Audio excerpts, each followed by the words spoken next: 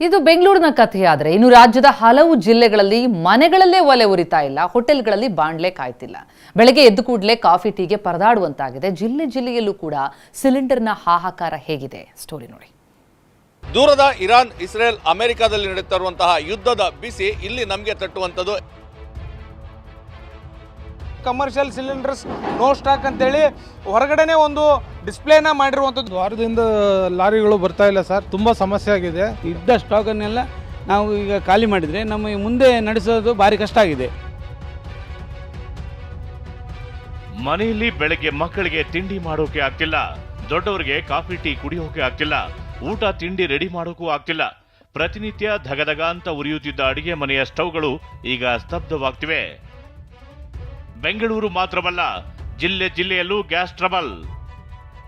ಹೋಟೆಲ್ನಲ್ಲಿ ಅಡುಗೆ ಮಾಡಲು ಮರದ ಹೊಟ್ಟಿನ ಮೊರೆ. ರಾಜ್ಯದಲ್ಲಿ ದಿನೇ ದಿನೇ ಅಡುಗೆ ಅನಿಲದ ಸಮಸ್ಯೆ ತಾರಕಕ್ಕೇರ್ತಿದೆ. ಇದು ಕೇವಲ ಬೆಂಗಳೂರಿಗೆ ಮಾತ್ರವಲ್ಲ, ಮೈಸೂರಿನ ಹೋಟೆಲ್ಗಳಿಗೂ ಗ್ಯಾಸ್ ಬಿಸಿ ತಟ್ಟಿದೆ. ಹೀಗಾಗಿ ಅಗ್ರಹಾರದ ನ್ಯೂ ಲಕ್ಷ್ಮೀ ಭವನ ಹೋಟೆಲ್ನಲ್ಲಿ ಪರದಾಟ ಶುರುವಾಗಿದೆ.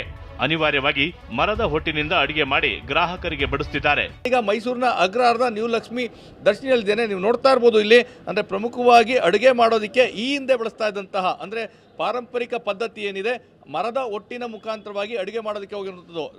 ಅಗ್ನಿ ಸಹ ಇಲ್ಲಿ ಪ್ರಜ್ವಲಿಸ್ತಾ ಇರೋದನ್ನ ನೀವು ನೋಡ್ತಾ ಇರ್ಬೋದು. ಅಂದರೆ ಗ್ಯಾಸ್ ಸಿಲಿಂಡರ್ ಬದಲಾಗಿ ಮರದ ಒಟ್ಟು, ನಾನೇನು ತೋರಿಸ್ತೇನೆ ಅಲ್ಲಿ, ಆ ಮರದ ಒಟ್ಟಿನ ಸ್ಟಾಕನ್ನು ಈಗ ತೆಗೆದುಕೊಂಡು ಬಂದಿದ್ದಾರೆ. ಆ ಮರದ ಒಟ್ಟನ್ನು ಬಳಸ್ಕೊಂಡು ಎಲ್ಲ ರೀತಿಯಾದಂಥ ಅಡುಗೆ ಮಾಡೋದಕ್ಕೆ ಮುಂದಾಗಿದ್ದಾರೆ. ಹಾಸನದ ಹೋಟೆಲ್ಗಳಿಗೂ ಗ್ಯಾಸ್ ಸಿಲಿಂಡರ್ ಸಮಸ್ಯೆ ಕಾಡ್ತಿದೆ. ಕಳೆದ 3 ದಿನಗಳಿಂದ ಸಿಲಿಂಡರ್ಗಳ ಸಮಸ್ಯೆ ಕಾಡ್ತಿದೆ.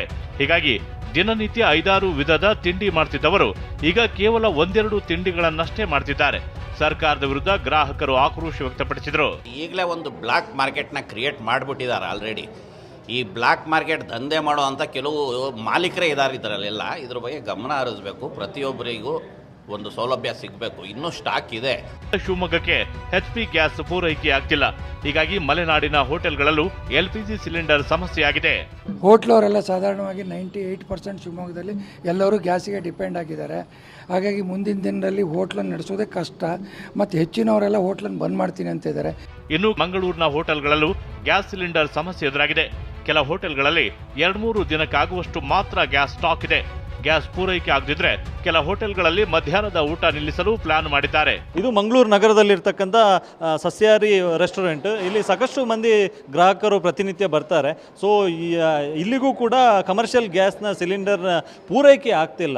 ಕಳೆದ ಶನಿವಾರ ಲಾಸ್ಟ್ ಪೂರೈಕೆ ಆಗಿರ್ತಕ್ಕಂಥದ್ದು. ಹೀಗಾಗಿ ಹೋಟೆಲನ್ನು ಮೇಂಟೈನ್ ಮಾಡೋದಕ್ಕೂ ಕೂಡ ಸಾಧ್ಯ ಆಗ್ತಿಲ್ಲ. ಹೀಗಾಗಿ ಇವತ್ತಿನಿಂದ ಈ ಹೋಟೆಲ್ನಲ್ಲಿ ಉಪಹಾರ ಮಾತ್ರ ವಿತರಿಸೋದಕ್ಕೆ ನಿರ್ಧಾರವನ್ನು ಮಾಡಿದ್ದಾರೆ.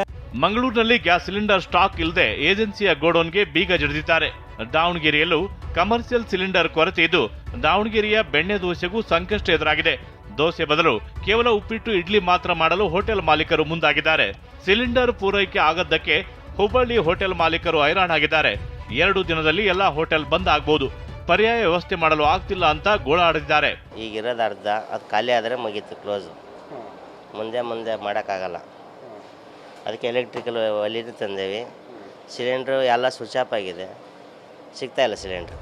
ಬೆಳಗಾವಿಯಲ್ಲಿ ಬೀದಿ ಬದಿ ವ್ಯಾಪಾರಿಗಳಿಗೂ ಸಿಲಿಂಡರ್ ಬಿಸಿ ತಟ್ಟಿದ್ದು ಹೋಟೆಲ್ ಬಂದ್ ಆಗುವ ಭೀತಿ ಎದುರಾಗಿದೆ. 10 ಸರ್ತಿ ಕಾಲ್ ಮಾಡಿದ್ನಿ ಸರ್, ಯಾರು ಫೋನ್ ಎತ್ತೋದಿಲ್ಲ ಅವರು. ಆ ಲೆಕ್ಕದಲ್ಲಿ ನಮ್ಗೆ ಏನು ಮಾಡ್ಬೇಕಂತೇಳಿ ಗೊತ್ತಾಗೋಲ್ಲ. ಬರೀ ಚಾ ಮತ್ತು ಮಜ್ಜಿಗೆ ಮಾಡ್ಕೊಂಡು ಹೋಗ್ಬೇಕಂತ ವಿಚಾರ ಮಾಡಿದ್ವಿ ಅಷ್ಟೇ, ಮತ್ತೇನಿಲ್ಲ. ಧಾರವಾಡದಲ್ಲಿ ಇಂದಿರಾ ಕ್ಯಾಂಟೀನ್ಗೂ ಗ್ಯಾಸ್ ಟ್ರಬಲ್ ಆಗಿದ್ದು ಸಿಲಿಂಡರ್ ಸಿಗದೆ ಬರೀ ಮೊಸರನ್ನ ಮಾತ್ರ ತಯಾರಿಸುತ್ತಿದ್ದಾರೆ. ರಾಯಚೂರಿನಲ್ಲಿ ಗ್ಯಾಸ್ ಸಿಲಿಂಡರ್ಗಳು ವಾಣಿಜ್ಯ ಸಿಲಿಂಡರ್ ನೋ ಸ್ಟಾಕ್ ಎಂದು ಬೋರ್ಡ್ ಹಾಕಿದ್ದಾರೆ. ಬಾಗಲಕೋಟೆಯಲ್ಲಿ ಗೃಹ ಬಳಕೆ ವಾಣಿಜ್ಯ ಸಿಲಿಂಡರ್ ಸಿಗದೆ ಜನ ಪರದಾಡ್ತಿದ್ದಾರೆ. ಕೋಲಾರದಲ್ಲಿ ಗ್ಯಾಸ್ ಸಿಲಿಂಡರ್ಗಳಿಲ್ಲದೆ ಅಂತರಗಂಗೆಯ ಬುದ್ಧಿಮಾಂದ್ಯ ಮಕ್ಕಳ ವಸತಿ ಶಾಲೆಯಲ್ಲಿ ಸಂಕಷ್ಟ ಎದುರಾಗಿದೆ. Bureau report, TV9.